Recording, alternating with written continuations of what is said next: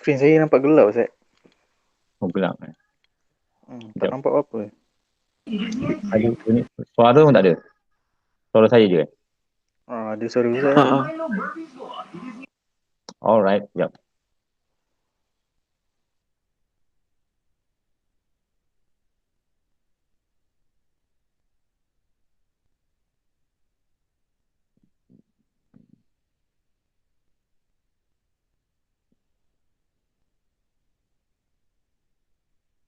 Alright.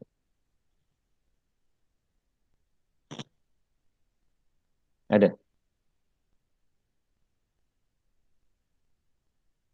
Ada Ustaz, ada.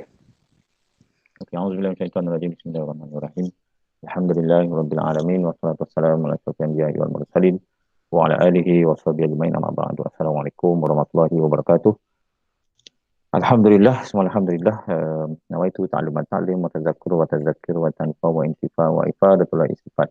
Wahai salat masuki bi kitabillah wa sunnati Rasulillah sallallahu alaihi wasallam wa du'a ila al-huda wa diyatil khair bi ibtigha'i wajhillah wa mardatihi wa qurbihi wa sawabihi.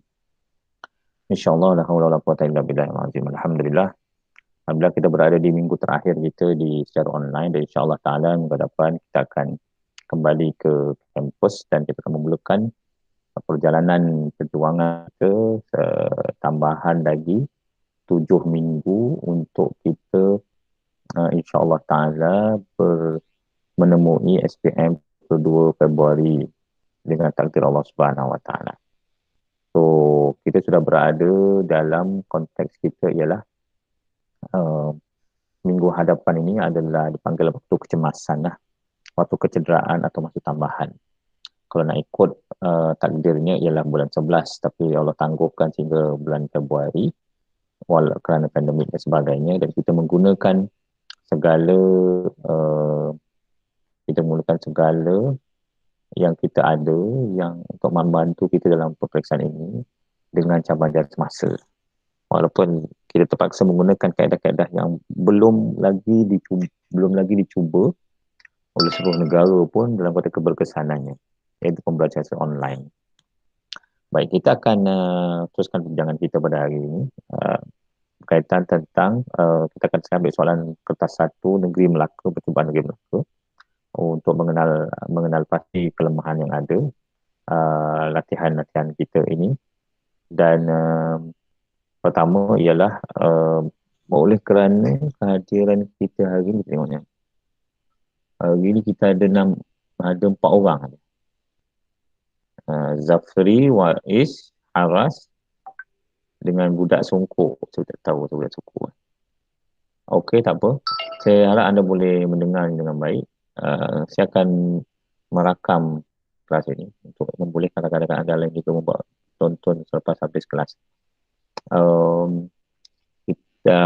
Saya akan bertanya tertentu, yang lain saya akan berjawab. Saya akan baca kemudian saya berjawab pada rasional, kemudian ada soalan biasa yang nampak mudah. Saya akan jemputlah anda untuk menjawab soalan tersebut. Untuk memastikan anda berada dalam track lah, kalau tidak semua tentang masuk kerja Allah Adam. 1. Apakah tujuan setiap perniagaan menyediakan barangan dan perkhidmatan? Tengok dia punya penggunaan ayat. Soalan ini adalah soalan-soalan yang dipanggil sebagai dia memusingkan kiri depan dan belakang saja. Tapi maksudnya tidak sama. Bagi mereka yang mungkin jarang tengok, maksud sebenarnya tak ada apakah tujuan perniagaan dia.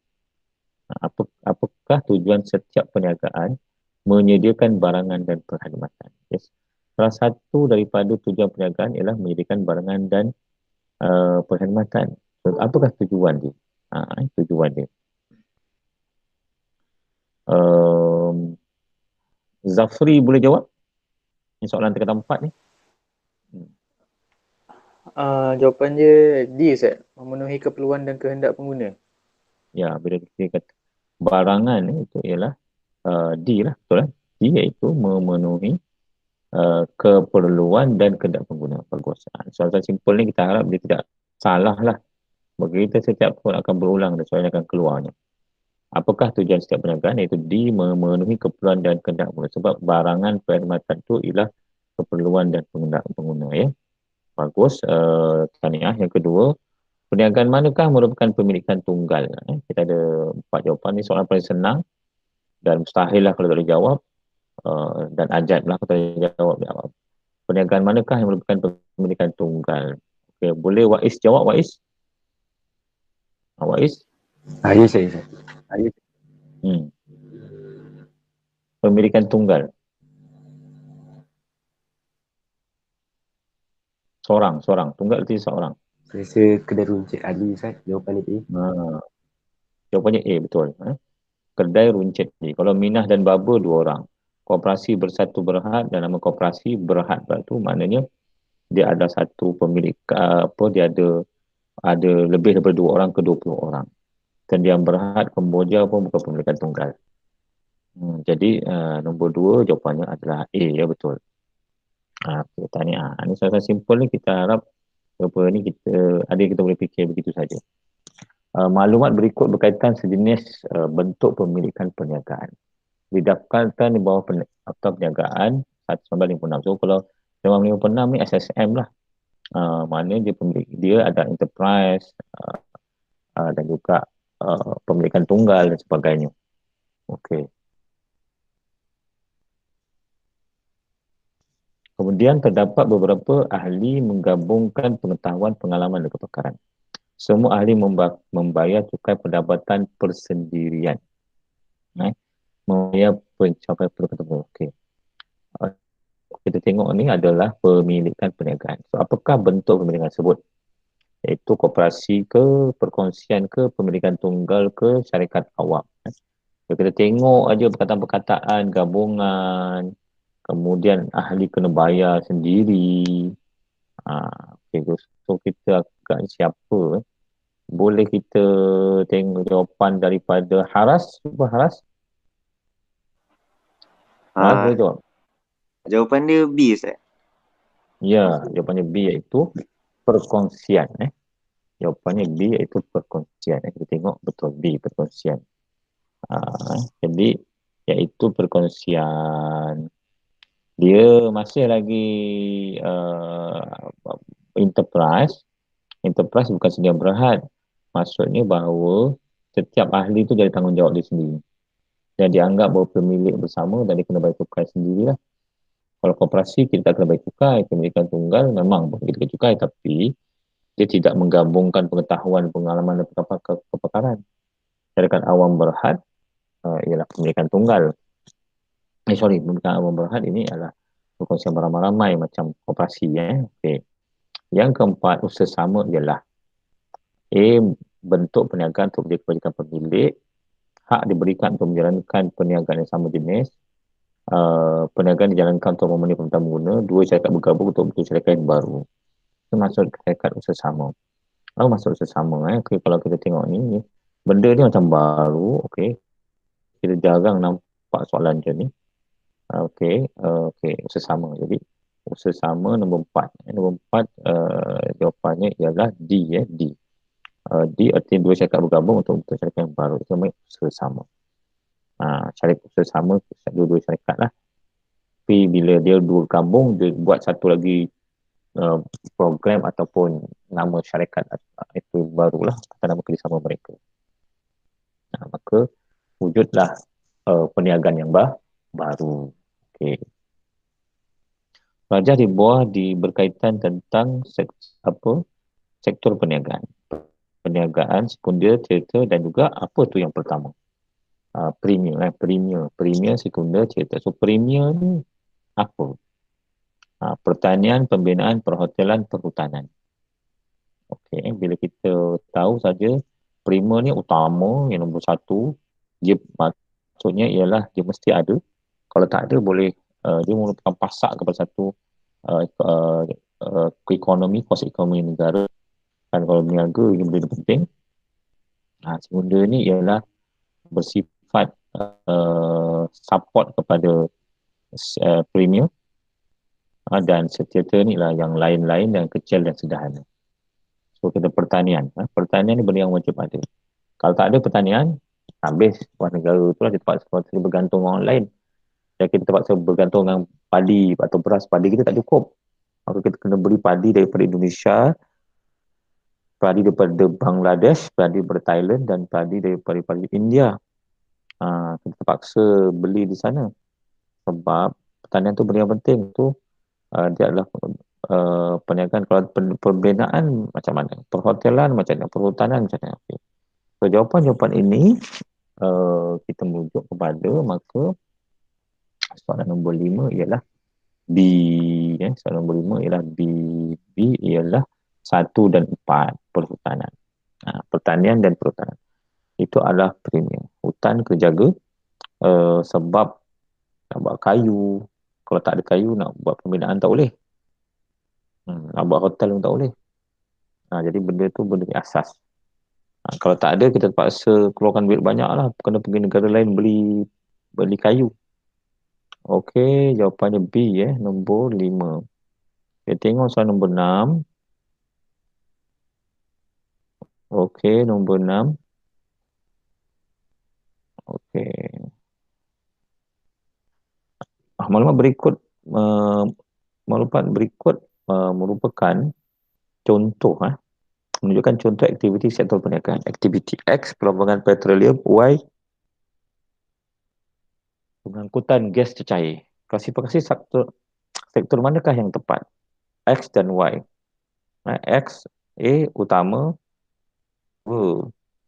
X ketiga, Y kedua. C, X utama, Y ketiga. X, D utama, Y C, Sir. C. Apa dia? C. C okey, bagus. D. Okey, Hadi. Okey, kita tengok mana tadi? Okey, jawapannya ialah C betul. Okey, 6 jawapan ialah C, iaitu sektor utama, sektor ketiga. Itu pengangkutan gas cecair. Maksud di sini ialah perlumbungan petroleum sektor utama lah. Kemudian ditambah pula dengan sektor kedua iaitu ketiga iaitu pengangkutan. Dia cari gali lain, cari gali yang kedua. Jadi ini di antara dua, dia saling berkaitan antara satu sama lain. Okey, jawapan ialah C. Bagus. Kemudian Ustaz, apa sektor kedua tadi Ustaz? Apa dia? Yang X tu kan sektor utama, Y sektor ketiga. Kalau sektor kedua dia apa tadi Ustaz? Dia kalau dalam konteks perlumbungan, kalau dalam petroleum dia ada bahagian masuk. Okey. Dia ada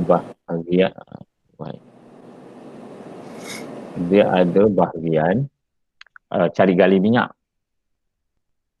Ada bahagian ambil minyak. Dia cari gali berbeza dengan ambil minyak. Lepas tu dia proses. Lepas proses baru diangkut gas cecair. Dia ada gas. Okey, bila petroleum ni mula-mula dia akan buat cari gali seperti tunjuk dalam kelas. Kemudian dah cari gali, dia dapat kesan, kemudian baru pelantar tu datang sedut minyak. Okey, itu minyak mentah. Perlumbungan petroleum minyak mentah. So kemudian dia kena proses. Itu sektor kedua, proses.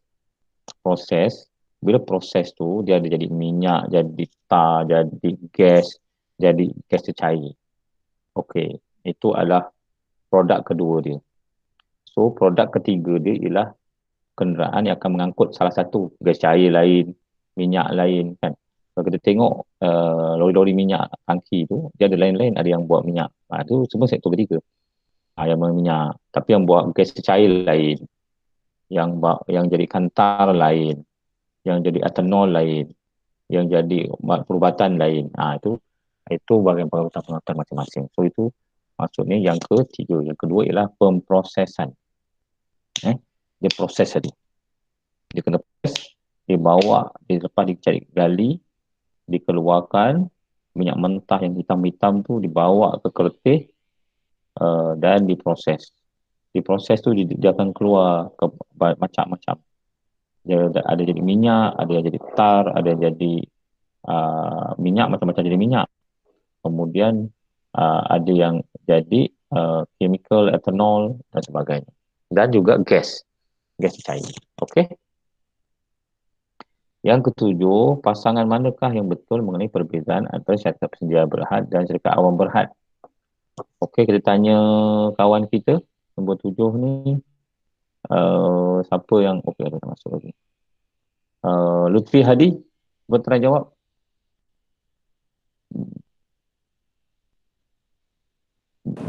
Ustaz, Tadi. pasangan manakah yang betul mengenai perbezaan antara syarikat sendirian berhad dengan syarikat awam berhad?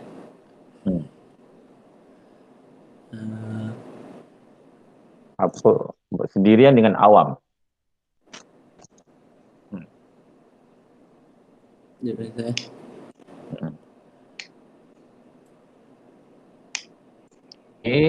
Share ni saham lah. Saham syarikat. B Ustaz. B. Bilangan pemegang share terhad yang berhad. Bilangan pemegang share tidak berhad. Okey. Nombor 7 B Okey, betul. Nombor 7 betul B. Ya, betul. B. Bagi bilangan pemegang share terhad, ya betul. Kalau pemegang syarikat sedia berhad, artinya dia kumpul 5 orang atau 3 orang atau 4 orang saja. 4 tu keluarkan modal 1,000, 1,000, 1,000, jadi 4,000 untuk buat bisnes. Itu saham dia seorang 25%. Jadi 1,000, 1,000, 1,000. Jadi pembilangan pemegang saham dia terhad 4 orang dia lebih.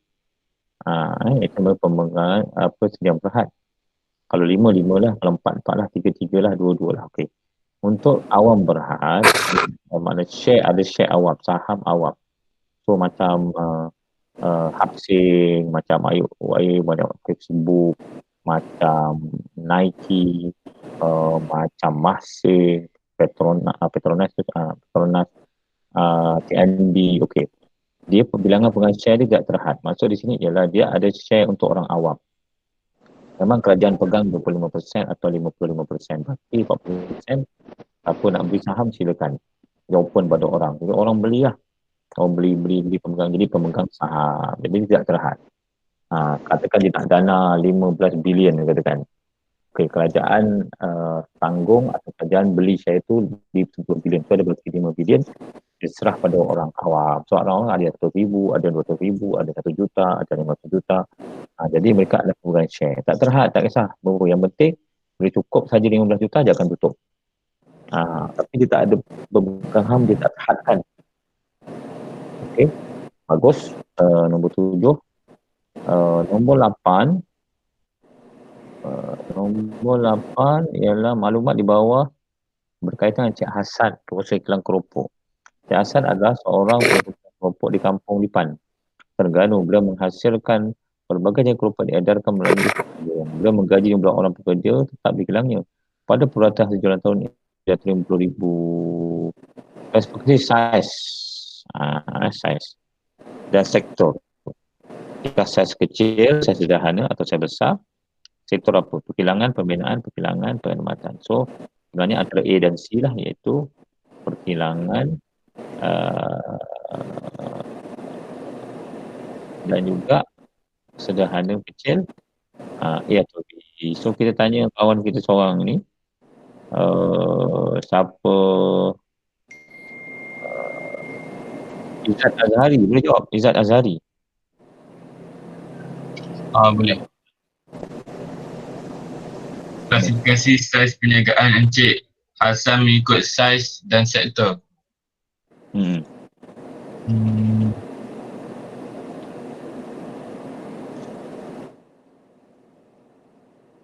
A, B, C, D. Saiz dia kecil ke sederhana? Jual 30,000, pekerja 15 orang. Sederhana. Sederhana. Perkilangan kita tengok jawapannya C. Okey, jawapannya ialah A, kecil. Sebab kalau pekerja kita bawah 75 orang, dia masih kecil.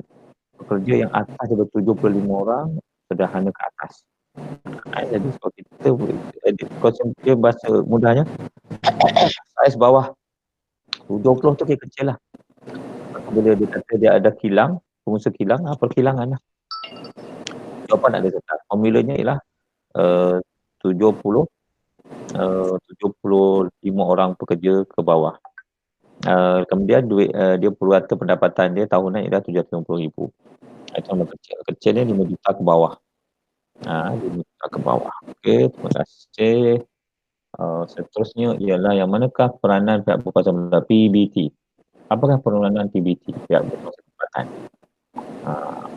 Kita tanya kawan kita seorang lagi. Dah habis ni. Mana lain? Zafri Hamzah. Right, Zafri? Ada Ustaz. Silakan. Yang manakah peranan pihak berkuasa tempatan?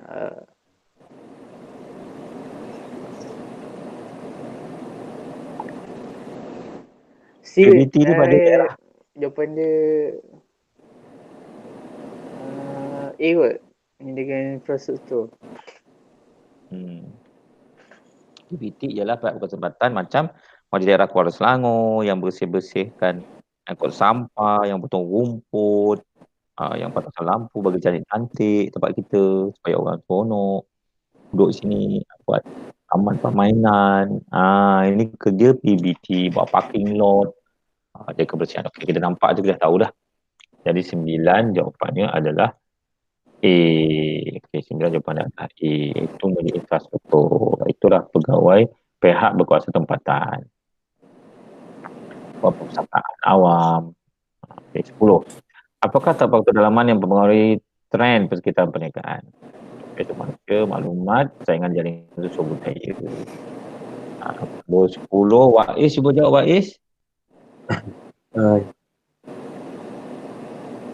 Kita faktor dalaman yang mempengaruhi trend persekitaran perniagaan. Jawapan dia sumber manusia dengan teknologi maklumat. Ya, betul. Jawapannya A, iaitu sumber manusia dan maklumat. Trend perniagaan pada hari ini mengubah orang berdasarkan kepakaran orang yang kerja dengan kita. Trend teknologi maklumat. Okey, siapa?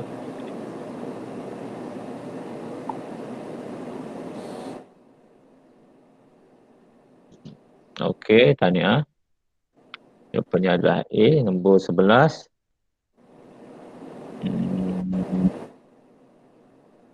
Maklumat berikut berkaitan dengan trend perikatan perniagaan. Kedalaman punya beberapa orang pekerja sangat rajin, kreatif, disiplin, kemahiran. Ini telah membuatkan mungkin maju. Apakah trend persekitaran yang berlaku? Trend dia persekitaran yang berlaku. Beberapa orang pekerja sangat rajin, kreatif, disiplin, kemahiran. Ini telah membuatkan perdagangan tambah maju. Okey, trend ni trend meningkat, menurun, meningkat. Okey.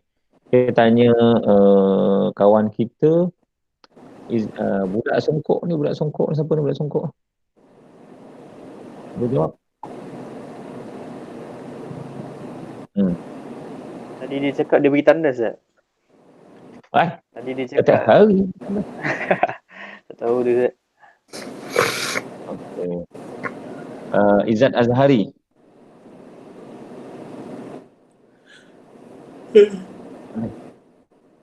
Izzat Azhari.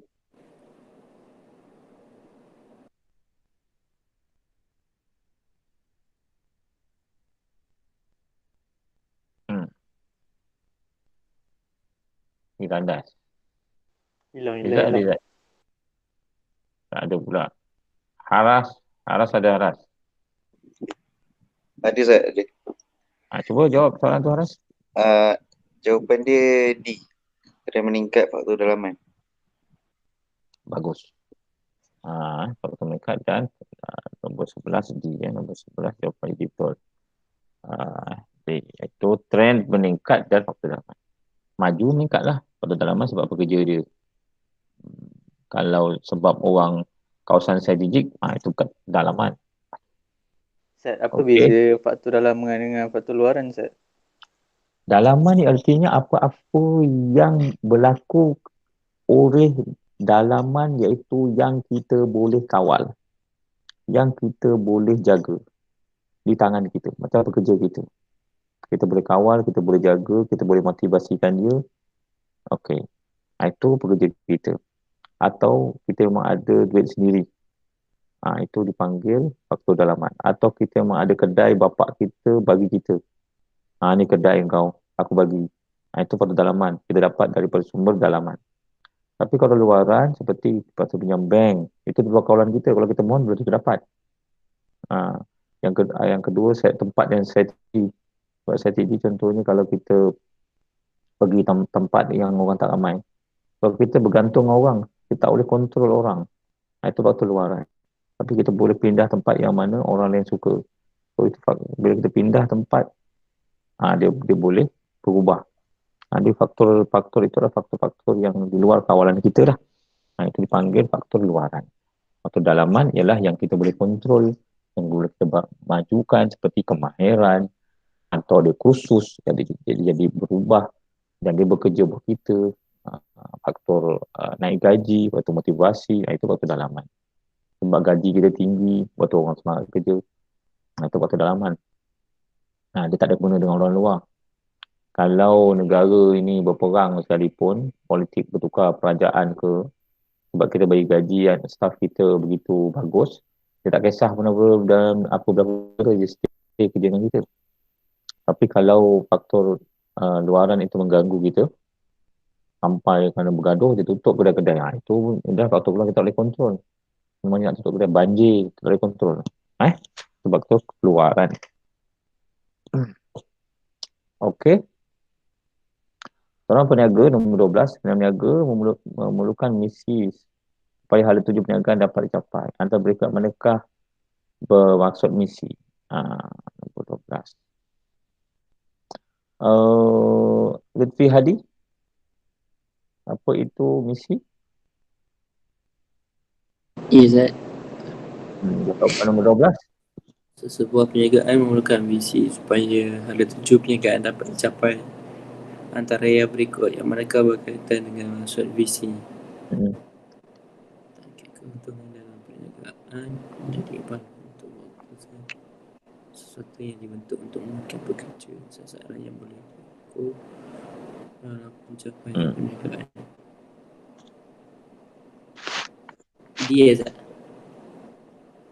Nombor 12 D Okey, nombor 12 jawapannya B Baik. Panduan untuk buat keputusan. Dia ada misi, ada visi. So ini visi. Visi ni kerangka besar. Misi ialah perbuatan-perbuatan, aktiviti yang kita buat untuk mencapai visi. Untuk mencapai visi. Visi gagasan besar. So kalau kita nak buat keputusan, kita kena katakan visi kita untuk jual bahan elektrik. Tak boleh kita nak jual ikan. So kena kembali pada visi.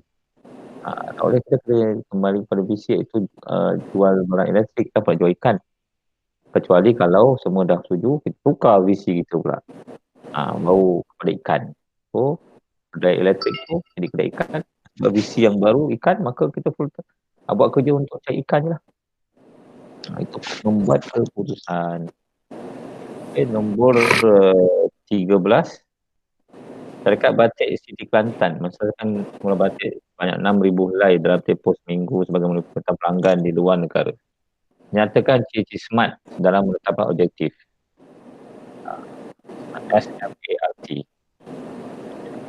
So bila dia kata mensasarkan 6,000 helai dalam tempoh seminggu, itu apa? Spesifik masa jangka masa dan boleh dicapai.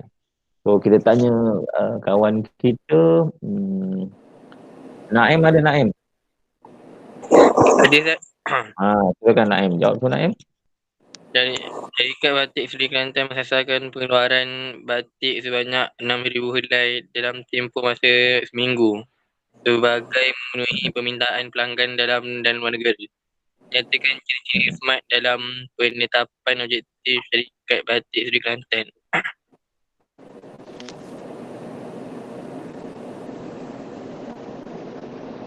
Boleh dicapai, Zat? Boleh dicapai D nombor 13 D boleh dicapai. 13 jawapannya adalah C jangka masa.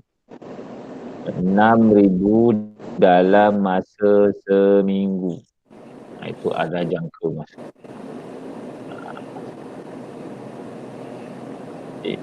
Dalam masa seminggu.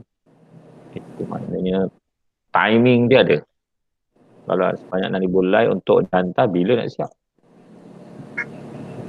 Tanya, dia fungsi dia masa.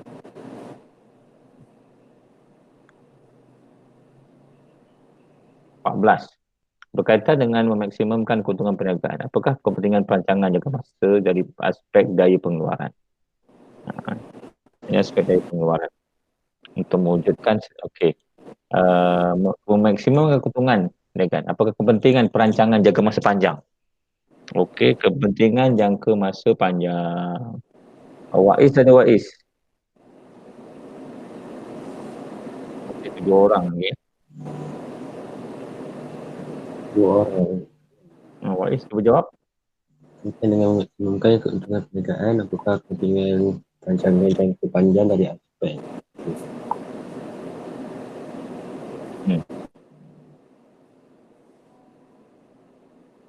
Jawapan dia 1 dan 4. Jawapan dia B, Ustaz. 1 dan 4. B B. Okey, 14 jawapannya. Betul. B. Iaitu 1 dan 4. Mewujudkan kesetiaan penjenama, iaitu memaksimalkan keuntungan. Jadi kalau nak untung dia kena pastikan orang setia dengan jenama kita. Yang keempat, yang dapat menguasai share pasaran. Jadi kita share tu majoriti kita punya. Kita boleh inilah buat perancangan kepentingan jangka masa panjang. Okay, supaya kita boleh menguasai pasaran. Kalau macam contohnya Samsung, dia menguasai lawan dengan iPhone. Sekarang ni Samsung punya idea, walaupun iPhone ni tak ada siapa orang tandingi, tapi idea dia ialah pertama dia lambatkan. Macam setiap 2-3 bulan dia keluar satu produk baru daripada Samsung. Dia lambatkan. Jadi kita tengok orang, kalau orang pergi kedai handset, 2/3 meja tu semua jenama Samsung, 1/3 je lain.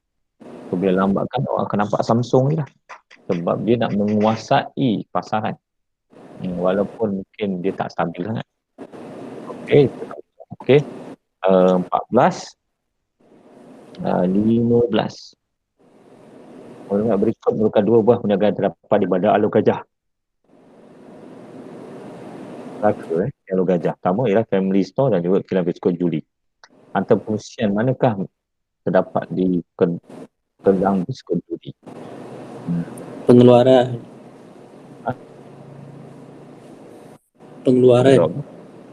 Okey.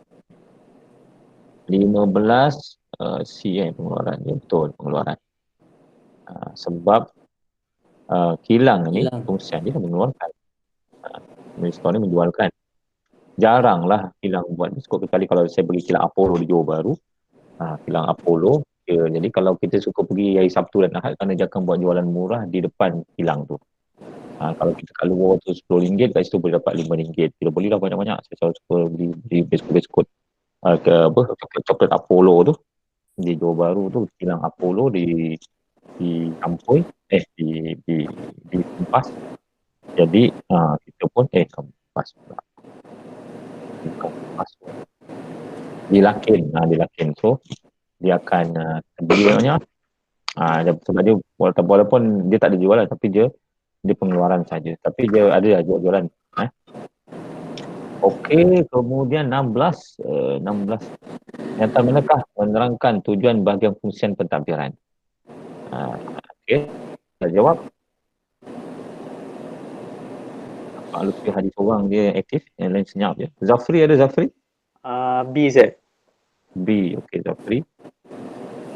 Zafri B menjalankan aktiviti sokongan fungsian. 16B tu, 16B. Iaitu menjalankan aktiviti sokongan agar aktiviti perniagaan berjalan lancar. Okey. Fungsi pentadbiran. Pentadbiran dia ada fungsi pengeluaran, ada fungsi pengangkutan. Maknanya bahagian-bahagian je lah. Hadiran ni kita bekerja apa semula urusan-urusan. Okey, yang ke-17, maklumat di bawah berkaitan dengan aplikasi teknologi maklumat terhadap bahagian fungsian E dalam sebuah organisasi. Jadi laman web, blog, laman sosial. Apakah fungsi E? E.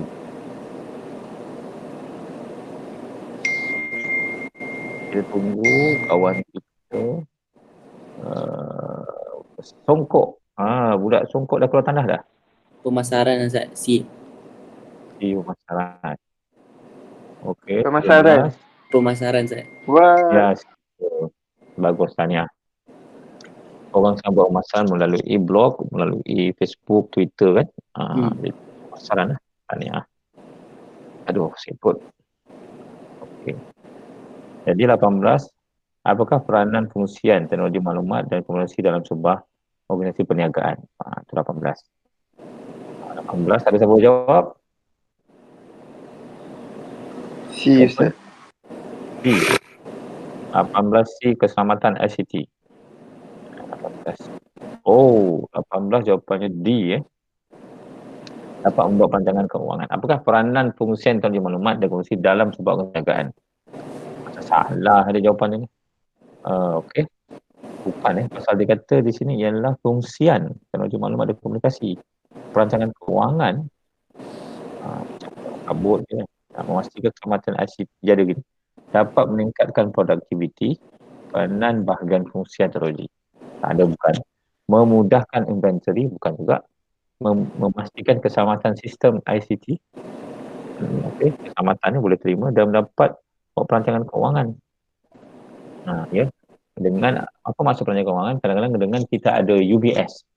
UBS ni adalah sistem perakaunan online di mana kita beli dan masuk dalam laptop kita, komputer kita, dan dia ada aplikasi kat situ untuk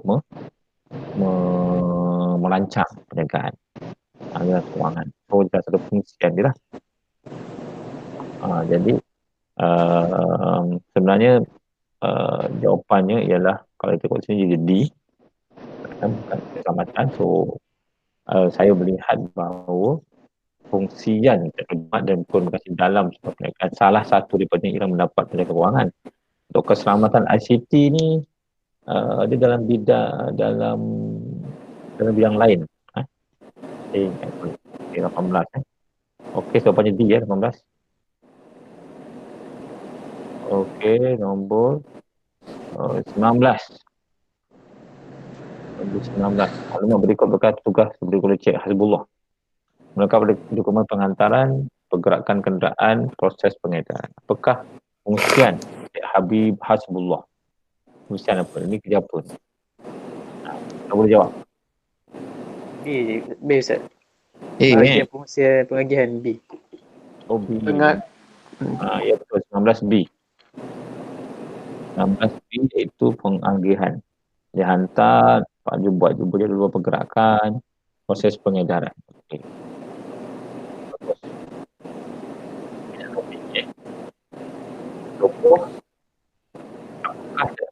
Apakah ada maklumat penting dalam sebuah organisasi perniagaan? Ada siapa boleh jawab?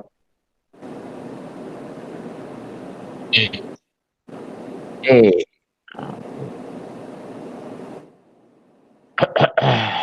Meluaskan pasaran.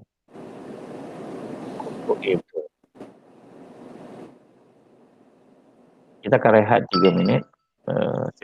Lagi tanggal siap. Kita dah kejap. Lepas ni kita habiskan 21. Kita target pertemuan kita akan selesaikan sampai akhir lah. Kita berehat 2 minit setengah.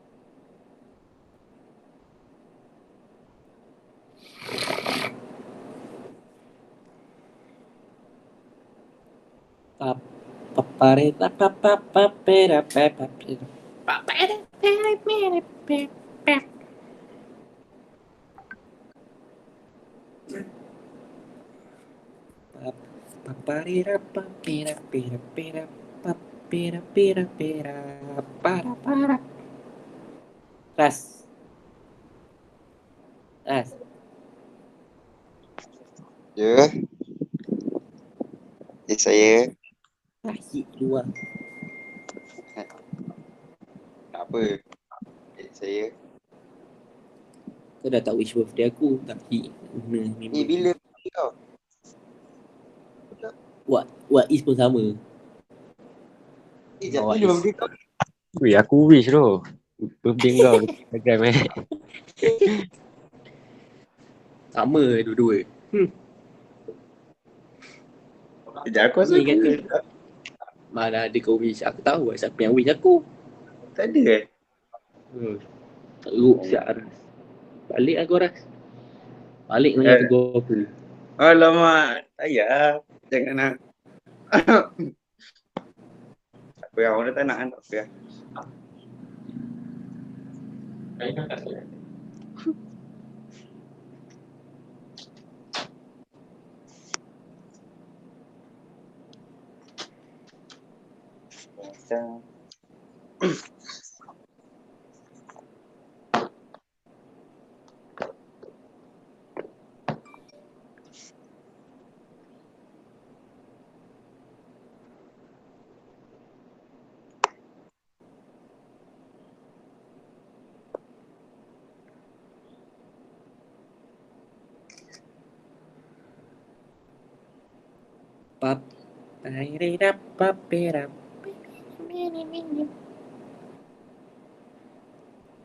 Ras, di blend tu. Di blend. Sebatang lah. Wise. Di blend. Yo, Di blend tu. mana main di blank kat sini?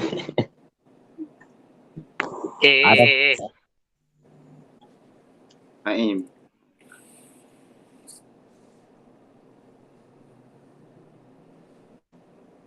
Bau gentle bro.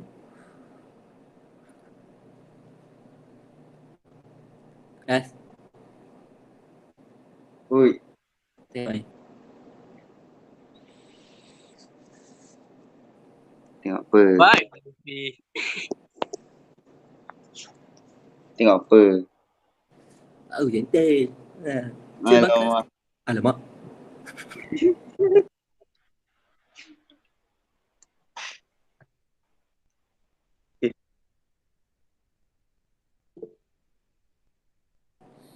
Takkan pernah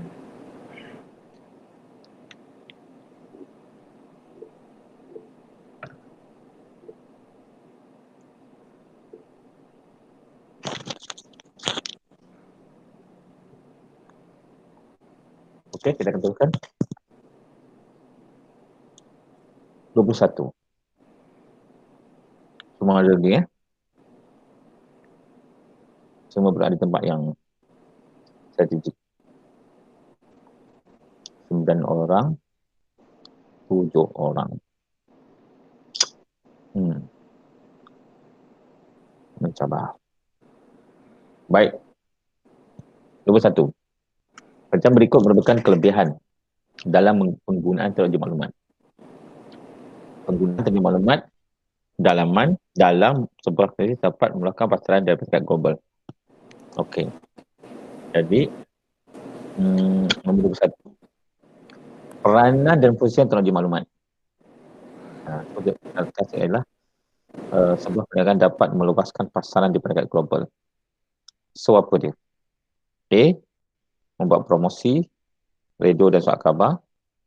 B. Membina laman web untuk mengenal barang. C. Menggunakan kapal terbang.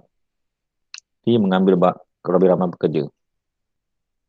Di jawapan ni kita dah tahu dah ni. Ada siapa boleh jawab?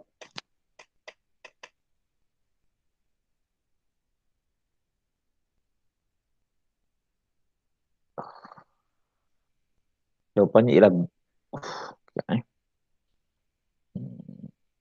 B betul. Okey. B iaitu laman web untuk menekan barang. Okey, B 21 B. Yang ke-22, pernyataan manakah yang menerangkan maksud pengurusan semua manusia? A. Usaha untuk membina imej. B. Usaha untuk membangunkan tenaga kerja. C. Usaha untuk mengurangkan risiko kerugian. D. Usaha untuk meningkatkan kecekapan sistem pentadbiran. So, HR. Jadi tenaga kerja B 22. Sumber manusia B. Ya, 22 B. Berkaitan dengan sumber manusia. Kemudian nombor 23. Nombor 23. Mengapakah pengurusan sumber manusia penting untuk sebuah organisasi perniagaan? HR ni, Human Resource Development, pembangunan, pengurusan dan pembangunan manusia. Nak uruskan orang, penting. Satu, dapat mengubah tahap motivasi, betul. Dua, dapat mengurangkan kadar pengangguran pekerja dalam negara itu, tak ada kena mengena dengan kita. Sebab ini bukan syarikat kita di negara. Yang ketiga, dapat mengatasi persaingan yang menghadapi pasaran, belum tentu betul. Empat, dia dapat memastikan tenaga kerja sudah mencukupi, betul. Satu, dan empat, B. Nombor 3 B juga, iaitu jawapannya ialah B. Kita tengok, betul? Nombor 3 B, betul. Okey. Nombor 24. Nombor 24, maklumat berikut berkaitan dengan aspek pengelolaan sumber manusia dalam pembangunan perniagaan yang mampan. Pengurus sumber manusia mengalihkan tugas manusia ke dalam jabatan sumber manusia mengeluarkan pengeluaran pemasaran. Pengurusan sumber manusia juga dapat menyediakan tempat kerja yang kondusif. Aspek manakah yang disediakan oleh pengurusan sumber manusia? Yang disediakan oleh satu ialah pengalaman, B, misalkan masalah, C, penghargaan hukuman, D, penempatan pekerja dan penyediaan fasilitis. Jadi mengagihkan, perkataan mengagihkan sumber manusia ke tempat sumber jabatan sumber manusia, pengeluaran dan pemasaran. Agihkan dia penempatan pekerja. Kita tengok dia macam D. Kita tengok betul tak D? Lompat dia punya D. Betul, lompat dia punya D. Iaitu pengagihan. Baik. Nombor 25. Nombor 25. Bagaimanakah peniaga melindungi sumber teknologi? Melindungi. Ni boleh melindungi ICT tadi tu. Tahu rosak. Kemudian A, memohon kelulusan daripada SIRIM. B, memohon lesen daripada Perusahaan Jasa Syarikat Malaysia. C, mendaftarkan paten hak pencipta terpelihara oleh MyIPO. D, mendaftar paten dan hak pencipta terpelihara dalam syarikat insurans. Okey. Jadi kita tengok jawapan ni seperti C dan D. Melindungi sumber. Melindungi sumber. Okey. Tengok tu 25. Jawapannya ialah D. D iaitu mendaftarkan paten dan hak cipta pelihara dengan syarikat insurans. Itu melindungi, saya memelihara tadi my IPO. Ini dalam konteks kalau kita dah daftar, maka orang tak boleh tiru kita. Kan, tak boleh tiru kita. Itu kita punya. Kalau ada curi, kita boleh saman dia. Tapi kalau paten, kalau melindungi pula, kalau tak boleh terbakar. Orang tak curi, tapi terbakar, kemalangan, meletup, rosak. Kalau kita tetap tak dapat apa. Kalau kita insurankan dia, jadi kalau berlaku kerosakan, boleh dapat ganti rugi. Dapat ganti rugi, dapat beli baru balik barang tu. Okey, untuk buat lagi kajian tersebut. Itu melindungi syarikat insurans. Okey. Yang 26, syarikat penerbitan Bestari mohon hak pencipta terpelihara bagi beberapa karya yang diterbitkan. Apakah tujuan syarikat tersebut buat demikian? Bila dia kata memohon hak pencipta terpelihara, ini daripada my IPO lah. Jadi dia kata, apakah tujuan? Satu, mendapat kelulusan. Yang kedua, mendapatkan hak perolehan atas ciptaan mereka. B, seperti betul. C, mendapatkan kebenaran mencetak. Tak ada kena mengenal. D, mendapat kebenaran memasarkan. Okey, daripada 6 itu punya B. hak perundangan 26B, betul tak 26B? 26B, 26B, betul. Okey, baiklah. Itu peranan hak kita terpelihara lah. Okey, 27 Unilever. Ini barang-barangan kecantikan apa semua. Yang manakah benar mengenai rajah di atas? Gambar dekat atas tu. Hak eksklusif satu pelihara. Hak eksklusif kepada pencipta karya. Perjalanan bertulis kepada pemilik dan pengguna perisian. Kemudian melindungi terdapat hasil cipta agar tidak disalahguna. Apa tujuan gambar tu? Ada tulis R, original, OR, original. Atasnya ni, agak sini. Jadi ini logo Unilever. Peranan gambar. Untuk apa? Satu reka cipta, hak eksklusif. Ini 27 ni, jawapannya lah A, 27 betul tak? 27 A betul. A. Iaitu hak eksklusif untuk reka cipta. Itu memang dia punya, orang lain tak boleh tiru. Okey, nombor 28. Nombor 28, faktor sumber pembiayaan dalam dalaman. Dalaman merupakan ini dapat duit dari dalam. Modal daripada bank. Kalau daripada bank ni luaran, bukan. Modal yang diberi daripada agensi kerjaan, bukan juga dari luar. Modal daripada simpanan peribadi. Ini dalaman. D, modal permulaan diberi daripada kemudahan overdraft. Itu daripada bank, tak boleh. C, 28C jawapannya itu simpanan peribadi. Betul 28C, betul. Ustaz, kemudahan overdraft tu apa? Overdraft ni adalah kita membuat cagaran dalam bank. Contohnya gini. Kita, perniagaan kita nilai dia 100,000 katakan. Tapi kita tak ada duit 100,000. Kita buat overdraft. Kita cakap dengan bank, kita nak buat overdraft 100,000. So, oleh kerana bank tengok syarikat kita ni meyakinkan, dia bagi kemudahan overdraft. Overdraft artinya ialah bank beri loan kepada kita bernilai 100,000 untuk kita gunakan. Tetapi kita tak perlu proses biasa kan. Kalau kita nak minta loan, kita kena isi borang, mohon, kita kena macam-macam dokumen kena sediakan.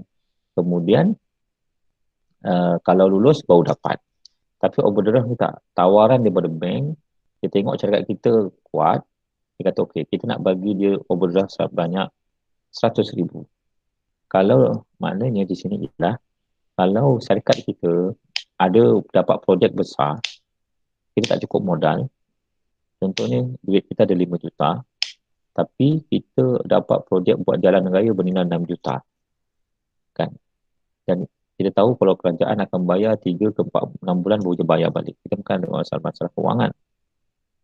So, bank kita gunakan overdraft bank. Jadi kita tak perlu ni. Kita tak perlu tak perlu mohon-mohon, tak perlu menduga apa semua. Jadi kita keluar tapi saya nak ambil duit saya. Sebanyak 100,000 katakan. So, oleh kerana kita overdraft kita bernilai 100,000, on the spot kita dapat 100,000. Tapi dalam masa 18 hari, kalau kita tak pulangkan balik 100,000 itu, kita akan kena bayar bunga lah atau interest sebanyak 18% ke 23% lepas 18 hari. Kalau dalam masa 18 hari kerajaan bayar kepada dia dan dia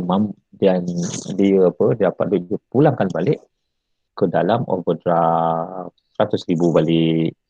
Jadi dia tak kena cas lah. Dia tak kena cas sesen pun.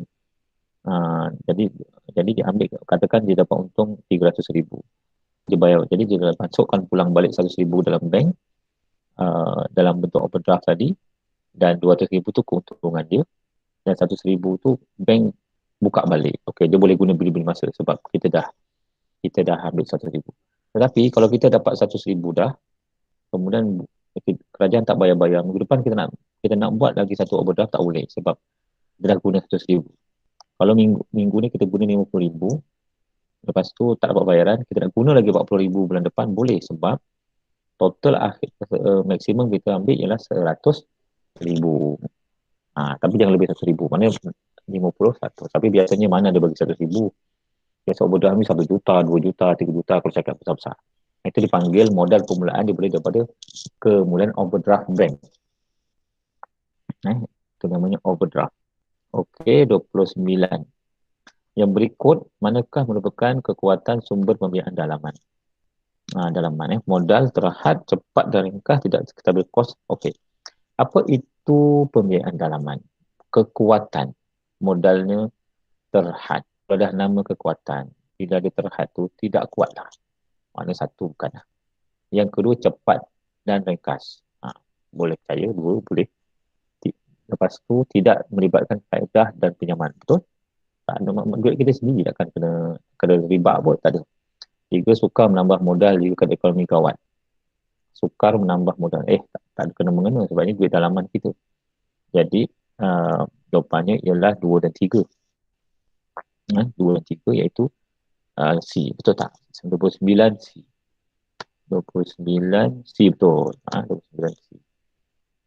C itu fikiran 4. Itu 2 dan 3.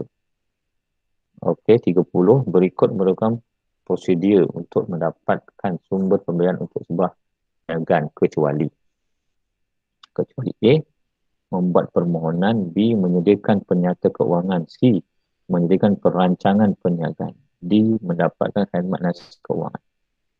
Merupakan prosedur untuk mendapatkan sumber pembiayaan. Jadi prosedur untuk mendapatkan sumber pembiayaan sesebuah perniagaan kecuali sumber prosedur. Yang mana B bukan? kot. B. B kot. Jadi satu membuat permohonan betul, tak ada masalah. Menyediakan menyata keuangan, nanti kita cek dulu. Menyediakan perancangan perniagaan betul. Mendapat khidmat nasihat keuangan pun juga betul. So, kecuali sebab dia baru nak memohon. Jadi kalau perunjuran keuangan tak apa, ini penyata nak dapat duit. Macam mana mohon pun belum. 30 jawapannya B. Kita dengar nombor 30 betul B. Ya, betul, tahniah. Baik. Nombor 31. Kemudian yang disediakan oleh bank dan oleh seseorang yang mempunyai akaun semasa. Okey, jika dia ada akaun simpanan, ada akaun semasa. Akaun simpanan ni yang akaun kita kat bank biasa-biasa tu. Itu dimaksudkan akaun simpanan. Akaun simpanan ni dia tak boleh, dia nilai dia nama persimpanan dia tak boleh, kita kalau kita nak letak duit kat situ tak boleh lebih daripada 500,000. Tapi kalau semasa dia boleh juta-juta, tak ada masalah. Akaun simpanan tak boleh dapat buku cek. Akaun semasa boleh dapat buku cek. Akaun simpanan dapat keuntungan hibah setiap tahun atau setiap bulan daripada simpanan kita. Kalau akaun semasa tak dapat hibah, tak dapat keuntungan, walaupun kita ada sejuta dalam tu, duit kita kalau sejuta lah. Kalau simpanan kita ada 500,000, bulan depan mungkin kita dapat keuntungan sebanyak 200, 300, 500. Duit hibah dipanggil. Sebab duit simpanan ni dibelanjakan. Tapi semasa ni tak dibelanjakan. Bank simpan duit dia tak berkembang. Jadi kalau ada 10 tahun ada 500,000, duit kita tak 500,000. Tak dapat hibah. Okey. Jadi itu di perbezaan antara akaun semasa lah. So, bank memang banyak keistimewaan dia bagi pada mereka yang ada akaun semasa. Sebab orang akaun semasa ni maknanya jadi orang kaya lah bahasa mudahnya. Orang berduit. Bukan orang biasa. Jadi tak semua orang mudah untuk nak buat akaun semasa. Sebab nak buat akaun semasa ni dia mesti ada introducer, orang yang memperkenalkan kita. Buat akaun simpanan tak ada masalah bila-bila. Introducer. Tapi akaun semasa dia kena ada introducer. So sewa beli kemudahan ni sewa beli draft bank overdraft kat kredit. Jadi 31 jawapannya mungkin kita tak biasa C. C. Ya, jadi overdraft yang disediakan oleh bank untuk usaha kewangan mempunyai kos masa ialah overdraft tadi. Overdraft tu dia boleh bagi kita duit yang mana kita boleh guna bila-bila masa Ada nilai tertentu yang kita nak, mungkin 20-30 ribu, tetapi kena pulang dalam masa 18 hari.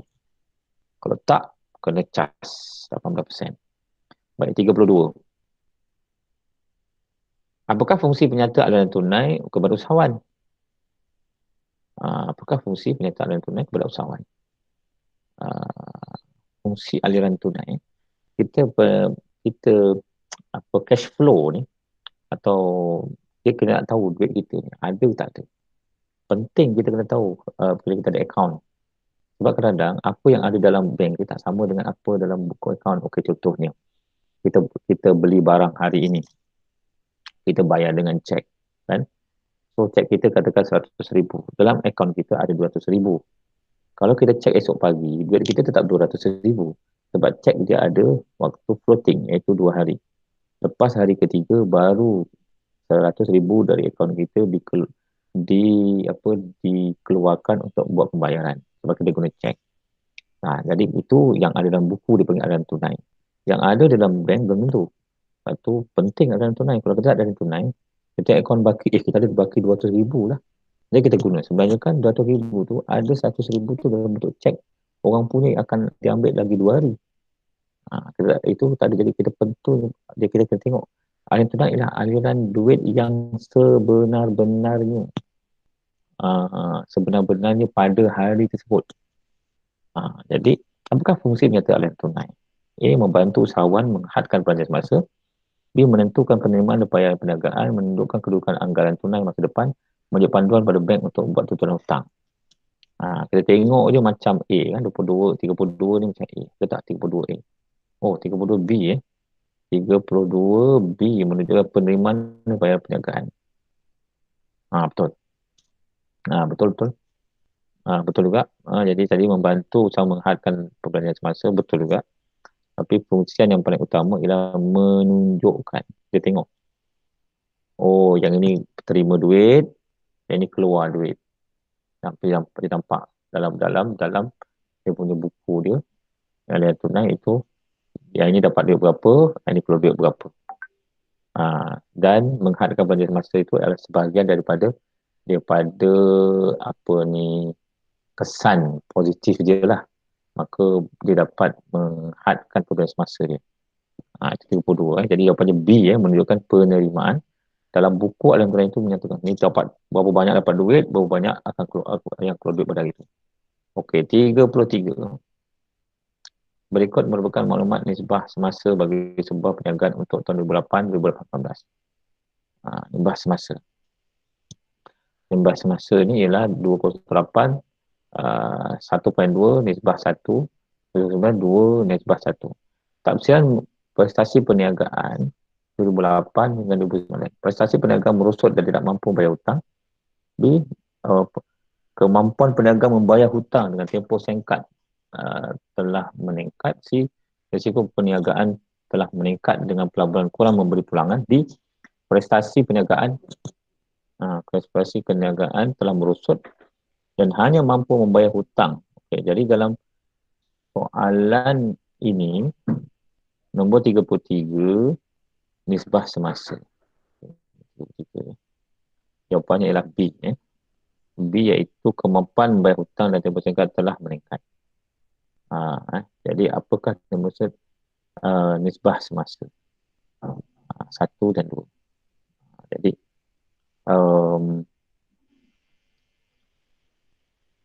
kalau 1-1 kita ada 100 ribu, kita belanja 100 ribu. Kan? Kalau 1.2 jadi kita duit ada 120 ribu, tanggungan ada 100 ribu. 2019 2.0 nisbah 1, 2 nisbah 1 lah. Mana kita dapat 200 ribu, kita kena bayar 100 ribu, bahasa mudah lah gitu. Jadi kemampuan perniagaan membayar hutang. So bila duit banyak, dia boleh mampu bayar hutang dengan cepat lah. Okey. Depan ialah B. 33B betul. Okey, 34. 34 ialah Rekod adalah sebahagian dari penyataan tunai bagi sebuah perniagaan. Tu dia. Januari, Februari, Mac. Bagi di bawah kehadapan. Maknanya bulan Disember tahun 2018 ada bagi 10,500. Kemudian dapat jualan 25,000. Kemudian begitu terusnya. Penyataan aliran tunai. Keluar masuk. Apakah P? Satu, penerimaan jualan. P apa? Masa pinjaman. P itu apa? Okey, 30. 34. 34. A jawapannya. 34 ialah A Apa itu A? A adalah pinjaman. Ya, pinjaman. Duit dapat pinjaman nak keluarkan. Okey, tanya. Pinjaman. 35. Mana berikut diperolehi daripada perniagaan yang mengusahakan industri menjahit baju batik. Kadar pusingan ganti stok. Amira 5, Nasir 8. Antara berikut manakah benar mengenai pengusaha stok kedua-dua syarikat? Stok ni tentang stok. Jualan stok syarikat. Amira lebih rendah daripada Nasir. Betul ke? Kadar pusingan ganti stok. Maknanya dia kada 5 kali beli, 5 kali pusingan. Kan? Nasir 8 kali pusingan. So, mana lebih banyak jual? Nasir ke Amirah? Jadi benar. Benar ke stok Amirah lebih lari daripada sana? Buang lah. Dia pengurus stok syarikat Nasir lebih efisien. Betul? Pasal dia nampak dia lebih banyak. C, syarikat Nasir menanggung kos penyimpanan stok lebih tinggi daripada Amirah. Yelah. Betul lah tu. Sebab dia 8 kali. Tapi untung dia boleh banyak. Jadi syarikat Amirah menukar stok setiap 5 bulan sekali. Manakala syarikat Nasir menukar stok setiap 8 bulan sekali. Betul ni. Tak semestinya. Tak semestinya jawapannya begitu. Okey, jawapan B dan D ni dia seakan-akan boleh diterima. Yang manakah, yang manakah benar, yang manakah benar, bukan manakah salah. Okey. Jadi yang manakah benar. Jadi jawapannya ialah C. 35. 35B 35B. 35B benar. Okey. Stok syarikat Nasir lebih efisien berbanding apa? Dia uruskan dan niaga lebih mantap. B seperti Memang Nasir menanggung kos lebih tinggi dalam penyimpanan stok. Tetapi kita tak tahu, mungkin Nasir punya sewa tak pasti lagi. Mungkin dia sewa lebih murah dibandingkan Amirah. Walaupun dia ni kita tak tahu. Jadi yang confirmnya B. Okey, B. 36. Antara berikut yang manakah merupakan kepentingan perbelanjaan tunai? Yang merupakan pembelanjaan tunai. Satu, menunjukkan pengupayaan tunai sebuah perniagaan. Dua, membantu perniagaan merancang pendapatan dan perbelanjaan. Tiga, membantu perniagaan mendapatkan kewangan dan keutamaan. Memastikan perniagaan mendapat keuntungan maksimum. Kepentingan belanjawan tunai. Kita buat belanjawan ni buat unjuran. Setahun, bulan Januari ni apa perancangan kita pada tahun depan. Kita nak kumpul duit, kita nak simpan duit. Satu, menunjukkan keupayaan tunai sebuah perniagaan. Kepentingan pembelanjaan tunai. Menunjukkan keupayaan tunai. Okey, yang kedua, membantu perniagaan merancang pendapatan. Jadi, kepentingan, keupayaan sebuah tunai, okey. Merancang pendapatan perniagaan, dua pun betul.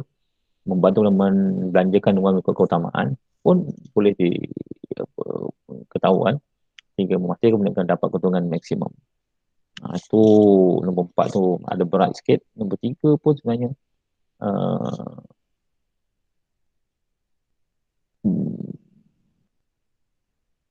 2 dan 3 C. 36 C betul tak? 36 B. B lagi.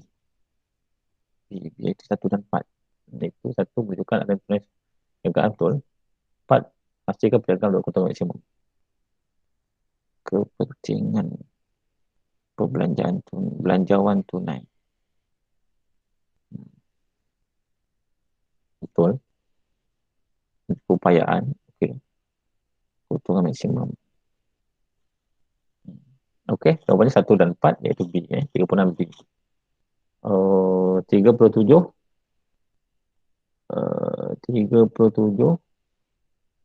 Anda boleh tengok nota tekan 4 tu. 35 soalan tadi. Boleh tengok buku, kita tengok. Saya pula jadi confused. Tapi jawapan ialah B dari 1 dan 4. Maklumat berikut berkaitan dengan ciri-ciri peribadian usahawan. Macam mana usahawan ni ciri-ciri peribadi?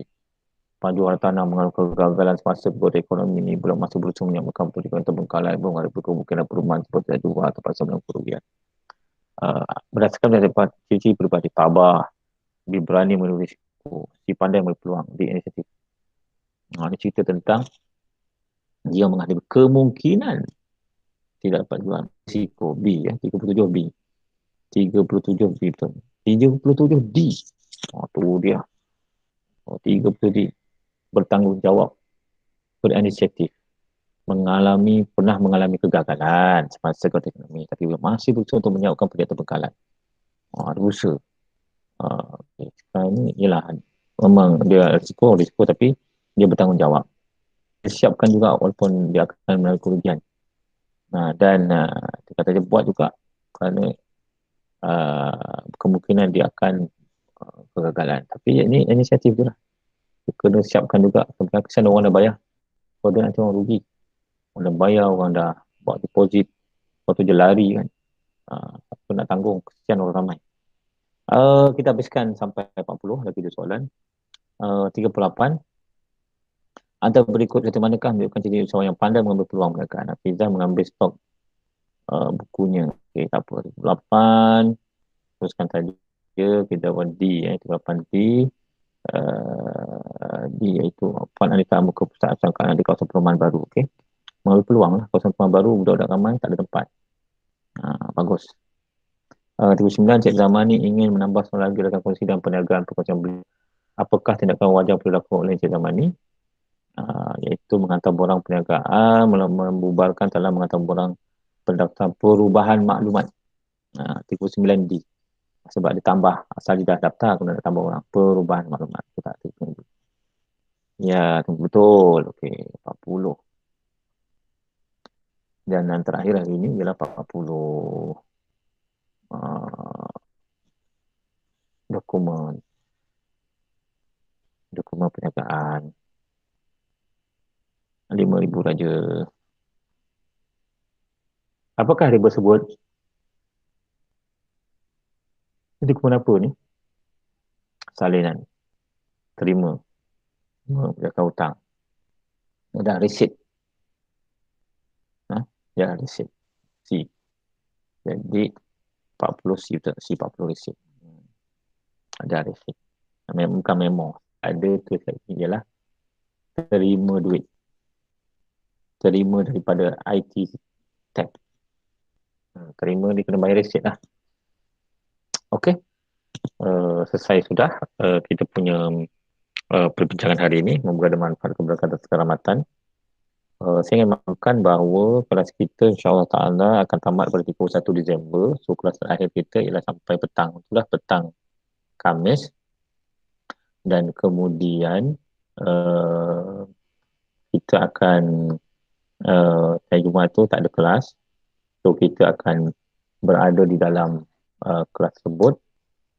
Itu 31. So 1 bulan hari Jumaat. Semua bersiap sedia untuk menang kita rehat. So, kemudian kita akan 3 hari bulan balik semula ke sini. Pastikan anda telah, kalau di kawasan merah kena buat swab test. Kemudian balik ke asrama dan anda akan dikarantina di sini sambil kita belajar. So saya harap kelas kita Khamis, hari Jumaat bercuti sebab nak siap balik semua. Wallahualam. Ada siapa nak tanya? Jumaat tu cuti apa? Cuti sebab apa Ustaz? Rehat. Cakap- Oh, okey. Satu hari tu. Sebab kita nak siapkan nak solat guru semua. Alright. Terima kasih Ustaz. Alright. Baik, Ustaz. Assalamualaikum warahmatullahi wabarakatuh. Waalaikumsalam. Salam. Salam. Terima kasih, Ustaz. Sama.